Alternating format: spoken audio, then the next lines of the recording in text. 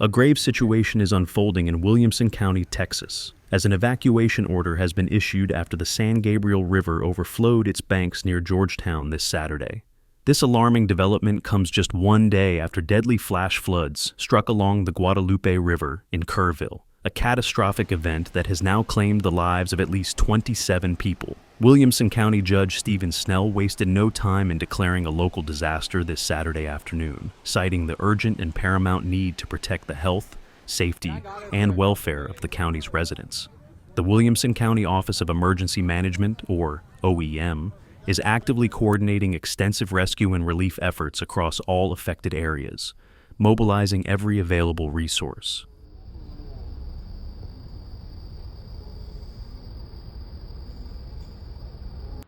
Swift water rescue teams have been working tirelessly, already saving up to 25 people from the surging floodwaters. The majority of these rescues were from flooded homes, where residents found themselves suddenly trapped by the rapid inundation. In a particularly critical operation, 16 residents were safely evacuated by helicopter assistance from Fort Hood, from Hope House, a residential care facility located in Liberty Hill, ensuring their safety from the rising waters. Residents in these newly impacted areas along the San Gabriel River were advised to evacuate immediately this Saturday morning. The threat remains alarmingly high as water levels continue their rapid and dangerous ascent in the South Fork of the San Gabriel River. The National Weather Service has responded by issuing a flash flood warning for western Williamson County, which remains in effect through 10 o'clock this morning. Additionally, a flash flood warning has been issued for areas east of Georgetown, specifically along the South Fork of the San Gabriel River, through early Sunday afternoon. Officials are urgently imploring all residents in low-lying areas to remain exceptionally alert and to follow any and all evacuation instructions promptly and without delay. Abandoned. Well, was evacuated and they left their trailers. Further complicating the crisis, 30 people are currently confirmed missing, and more than 100 are now displaced after flash flooding severely impacted various parts of Williamson County. County Judge Stephen Snell's local disaster declaration, issued Saturday afternoon, underscores the severity and widespread nature of the emergency. Early Saturday, several mobile home parks situated along the South Fork of the San Gabriel River were forced to evacuate. In an evening update, the county reported sending approximately 1,500 messages advising residents to evacuate, demonstrating the broad scope of the evacuation efforts. In areas where direct communication was necessary, an additional 55 people were personally notified by the sheriff's office through door-to-door contact, ensuring everyone received the critical warning. The evacuation orders specifically targeted communities including the Riverside, Shady River, and Goodwater areas, as well as the two rivers, San Gabriel, and Water's Edge apartment complexes located near Georgetown. A total of 26 people have now been rescued from the floodwaters across the county.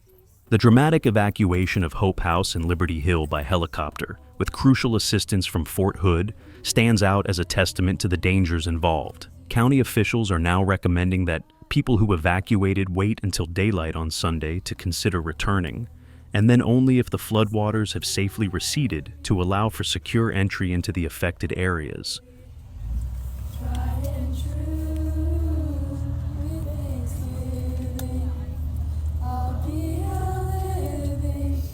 The Georgetown Police Department has announced that both San Gabriel and Blue Hole parks have been closed due to the river's extensive flooding.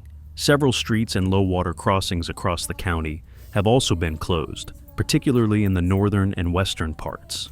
The Georgetown Police Department also specifically closed the Austin Avenue bridges to through vehicle and pedestrian traffic, citing grave safety concerns. The department explained, "This closure is due to concerns about the number of people stopping on the bridges and the possibility of debris hitting the bridges, highlighting the dual threats of curious onlookers and dangerous debris carried by the swift currents."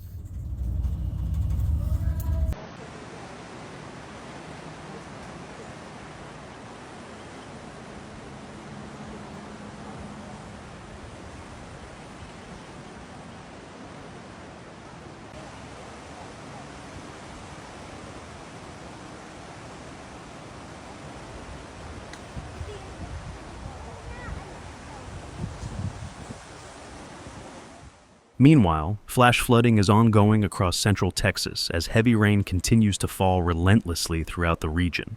Additional flash flood warnings are also in effect for northeastern Blanco County and southern Burnett County until 5 o'clock in the afternoon Central Time. Furthermore, central Travis County is under a warning until 6 o'clock in the afternoon, and parts of Blanco, Burnett, and Llano counties until 6:15 in the evening. Northern Burnett County also has a warning until 7 o'clock in the evening.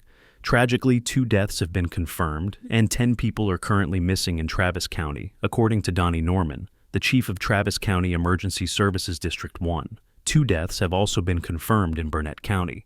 Crews there are currently engaged in a desperate search for Marble Falls Area Volunteer Fire Department.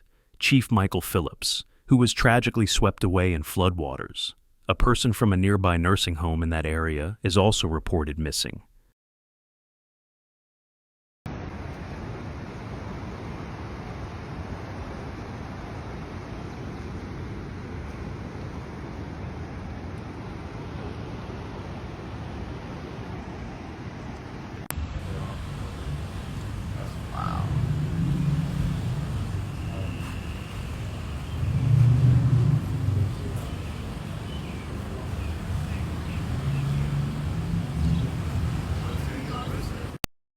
A new flood watch is now in effect for Bastrop, Blanco, Burnett, Caldwell, Fayette, Gillespie, Hayes, Lee, Llano, Travis, and Williamson counties until 10 o'clock in the evening, indicating the continued threat of significant rainfall.